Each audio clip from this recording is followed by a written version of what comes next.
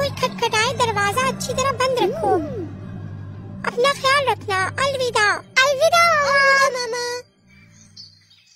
अम्मा बकरी बाजार चली गई। एक दरख्त के पीछे से भेड़िया उसे देख रहा था। तुम फिक्र मत करो अम्मा बकरी, तुम बाजार जाओ, मैं अपना खाविदा खाना तुम्हारे बच्चों को नुकसान पहुंचाए बगैर खा जाऊंगा, सीधा पेट में निकलूंगा। फिर खुद को ज्यादा जाहिर ना करते हुए भेड़िया बकरी के घर की तरफ भागा और वहाँ पहुंचकर उसने अपना भेष बदल लिया। दरवाजा खोलो बच्चों, मैं वापस आ गई हूँ। बकरी बच्चों ने एक दूसरे को देखा लेकिन दरवाजा नहीं खोला।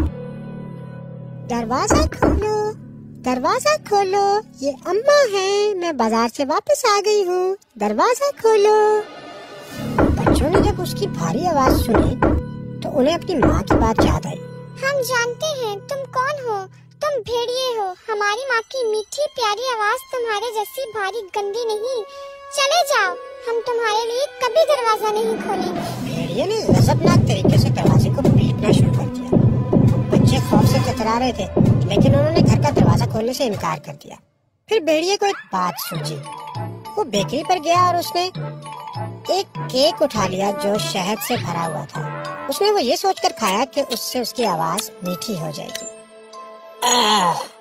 अब मैं अम्मा बकरी की तरह बोल सकता हूँ।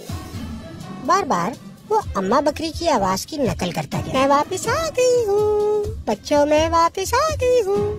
फिर वो वापस 7 बच्चों और घर की तरफ लौटा और उसने दरवाजे पर खटखटाया। दरवाजा खोलो, मैंने अभी उस बेवकूफ भेड़िए को देखा है, वो दरिया पर मछली खा रहा था। बकरी बच्चों ने एक दूसरे की तरफ देखा मगर दरवाजा नहीं खोला। जल्दी करो, दरवाजा खोलो। इस दफा बच्चों को कुछ शक था। उन्हें वो आवाज अपनी माँ जैसी लग रही थी और वो दरवाजा खोलने लगे थे कि साथ ही सबसे बड़े बच्चे ने कुछ अजीब बात देखी दरवाजे में से। रुको, तुम हमारी माँ नहीं, उसके इतने खौफनाक काले पंजे नहीं हैं। चले जाओ मक्कार भेड़िए। और एक दफा फिर अपनी तमाम तर कोशिश के बावजूद भेड़िए ने दरवाजा बंद पाया। अब भेड़िए ने घर के अंदर घुसने की कोशिश की एक खिड़की से जो फर्श से कुछ ऊपर थी। भेड़िए ने आहिस्ता आहिस्ता ईंटें इकट्ठी करना शुरू की घर के अंदर दाखिल होने के लिए। फिर वो खिड़की तक पहुंच गया और उसने अपने आप को खिड़की में धकेला। तुम उस बेवकूफ बकरी के पागल बच्चे, अब मैं तुम्हें एक एक करके मार दूंगा। हे पागल भेड़िए, तुम अपने आप को बहुत तेज समझते हो मगर अब देखो क्या होता है। बच्चों ने भेड़िए की तरफ बर्तन फेंकना शुरू कर दिया।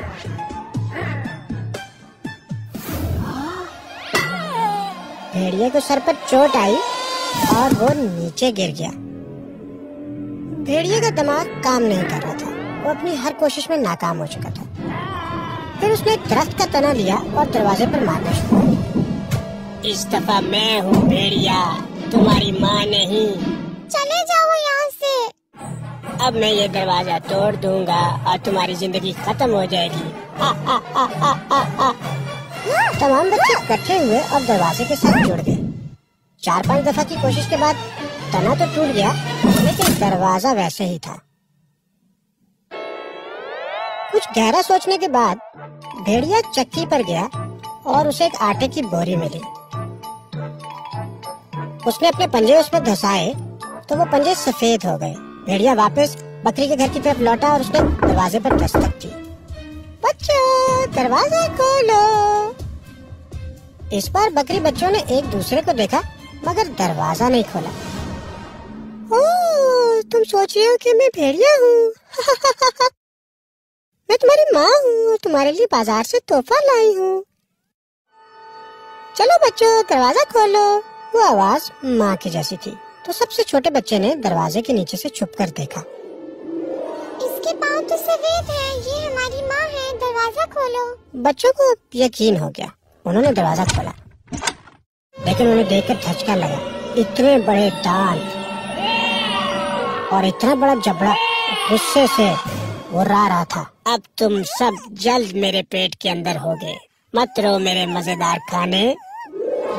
बच्चे दहशत से भागे एक मेज के नीचे गया, दूसरा बिस्तर के नीचे चला गया, एक ने अलमारी में खुद को बंद किया और एक चूल्हे में चला गया और एक सुराख के अंदर बैठ गया।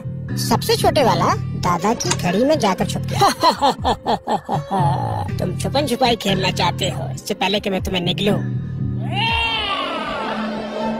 एक एक करके छुपे हुए बच्चों को भेड़िए ने बाहर निकाला। वो मक्कार भेड़िया उन्हें एक ही नवाले में निगलता गया। सिर्फ एक जो फरार हो सका वो छोटा काला बच्चा था, क्योंकि भेड़िए ने कभी ये तस्वीर ही नहीं किया कि दादा की तंग घड़ी में एक बच्चा छुप भी सकता है। क्या मजेदार खाना था, ताजे बकरे। भेड़िया फौरन घर छोड़कर भागा। माँ के आने का वक्त हो चुका था। जल्द ही अम्मा बकरी बाजार से वापस लौटी। कुछ फासले से उसने घर का दरवाजा खुला देखा तो वो घर की तरफ भागी और उसका खदशा जाहिर हो चुका था। बर्तन टूटे हुए थे, कपड़े फटे हुए थे, पूरा घर बर्बाद हुआ था और बच्चों का कोई नामो निशान न था। माँ जैसे कुर्सी के ऊपर गिर सी गई और रोने लगी। जब वो रो रही थी तो दादा की घड़ी का दरवाजा खुला और वो काला बच्चा दौड़ता हुआ बाहर आया। अम्मी अम्मी। माँ ने अपने छोटे बच्चे को गोद में उठाया और रोने लगी। मेरे खुदा, ये क्या हो गया? तुम्हारे दूसरे बहन भाई कहाँ हैं? ये बहुत बुरा हुआ। भेड़िया आया और मेरे सब बहन भाइयों को खा गया। मगर मैंने तुम सबको बोला था कि दरवाजा नहीं खोलना, और कैसे पता लगेगा कि ये भेड़िया है या नहीं? बच्चे ने उसे पूरी कहानी सुनाई और भेड़िए की बुरी चालों के बारे में बताया। मत रो मेरे प्यारे भेड़िए, तुमने मेरे मासूम बच्चों को धोखा दिया। अब मैं इस बुरे भेड़िए की कहानी खत्म कर दूंगी। चलो इसे ढूंढ निकालते हैं। अम्मा बकरी और उसका बच्चा घर छोड़ के निकले भेड़िए को ढूंढने के लिए। अम्मा बकरी को खरखराहट की आवाज सुनाई दी। कोई बहुत जोर से खराटे ले रहा था। ये वो लालची भेड़िया था। बच्चों का खाना इतना भारी था कि वो बहुत गहरी नींद सो चुका था, जैसे वो दुनिया के लिए मर चुका हो। एक झटके में अम्मा बकरी को एक ख्याल आया। अम्मा बकरी ने एक सुई, धागा और कैंची ली। इससे उसने भेड़िए के पेट को काट डाला और जैसा कि उसने उम्मीद की थी, इस जालिम ने उसके तमाम बच्चों को साबुत निगल लिया था। छोटा बच्चा अपने बाकी के बहन भाइयों को देखकर खुशी से कूदने लगा। अरे तुम मेहरबानी करके खामोश रहो, वरना तुम भेड़िए को जगा दोगे। एक एक करके वो भेड़िए के पेट में से बाहर निकलना शुरू हो गए। जल्दी जल्दी आवाज नहीं निकालनी, इससे पहले कि वो जागे।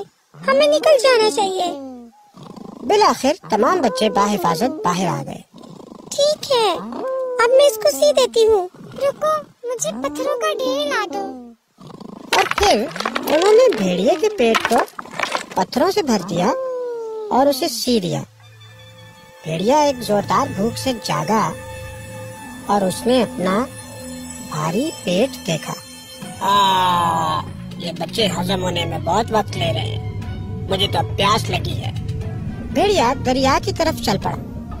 वो इतना वजनी हो गया था कि उसके लिए पाँव उठाना मुश्किल हो रहा था। इतना भारी पेट है मेरा, मुझे बहुत प्यास लगी है। पर जब वो दरिया पर पहुंचा पानी पीने के लिए, तो उसके वजनी पेट ने उसको उल्टा कर दिया और वो पानी में गिर गया। अम्मा बकरी और बच्चे पानी पर पहुंचे। भेड़िया तैरने की कोशिश कर रहा था, लेकिन पेट में पत्थर होने की वजह से वो डूबता गया और डूब गया। तमाम बच्चे और अम्मा उसे देखकर हंस रहे थे। वो मकार भेड़िया मर चुका था और बच्चे अपनी माँ के साथ खुशी खुशी घर लौट गए।